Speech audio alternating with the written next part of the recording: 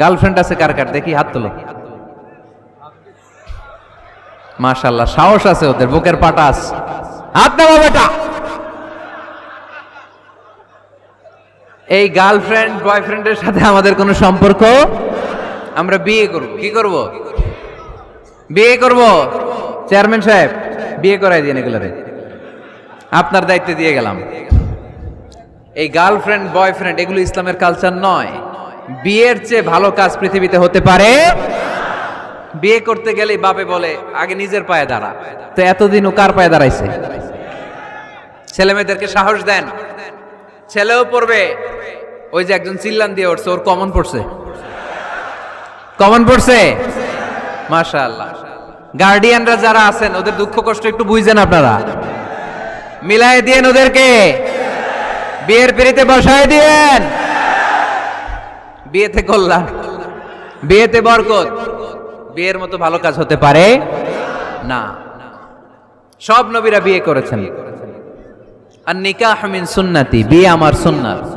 ফামান রাগিবা আন সুন্নতি ফালাইসা মিন্নি, যে আমার সুন্নতকে ভালোবাসে না সে আমার উম্মত হতে পারে না। বিয়েটাকে সহজ করে দেন। যেই সমাজে বিয়ে সহজ ওই সমাজে জিনা কঠিন, তাই না? যেই সমাজে জিনা সহজ ওই সমাজে বিয়ে কঠিন। আমাদের সমাজে জিনা করা সহজ, বিয়ে করতে লাগে 10 লাখ, জিনা করতে লাগে 1000, ঠিক কি না? 10 লাখ টাকা ছাড়া বিয়ে করা যায় না। এটা লাগবে, ওইটা লাগবে, এই দাও, ওই দাও, মোহর দাও, বিশাল অঙ্কের মোহর। 10 লক্ষ টাকা ধার্য না করলে মেয়ে দিবে না, এরকম আছে না নাই? না, এগুলো আসলে ইসলামিক কালচার না। ছেলের বাবা মেয়ের বাবা উভয়কে আমি বলি বিয়েটা সহজ করে দেন, সহজ করে দেন। ছেলে পড়াশোনা করুক, সমস্যা নাই, মেয়েও পড়ুক, কিন্তু তারা পবিত্রভাবে তাদের সম্পর্ককে মেনটেন করুক, ঠিক কিনা? তাদের এই যৌবনের তাড়নায় যে পাপের সাথে জড়াবে তার পার্সেন্টেজ গুণা বাবা হিসেবে আপনার কাঁধেও আছে না নাই?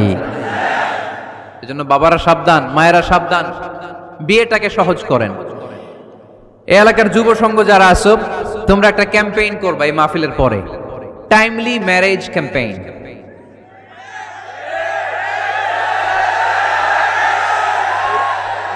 টাইমলি ম্যারেজ ক্যাম্পেইন, সময় মতো বিয়ে দিতে হবে, দেরি করা যাবে। বাপ মা বুঝে না, একজনকে হুজুর আব্বাই বুঝে না। গার্ডিয়ান যারা আছেন একটু সদয় হন। ওরা যে পাপের সাথে, পাপের রাস্তা যে ওরা চিনে যাচ্ছে, পাপের পথে যে জড়িয়ে যাচ্ছে, আল্লাহর সুপ্রিম কোর্টের কাঠগড়ায় আসামি করে আল্লাহ সেদিন আপনারে দাঁড় করাবে। আল্লাযীনা হুম লিফুরুজিহিম হাফিজুন, দে গার্ড देयर প্রাইভেটস। মুকদ্দামাতুল হারামে হারাম, এট এ গ্ল্যান্স। একটা নারীর দিকে চোখ পড়ে যাওয়া এটা হারাম না, কিন্তু এই চোখ পড়ার কারণে এটা জেনার দিকে নিয়ে যাবে, এজন্য এটাকেও হারাম করেছে কে?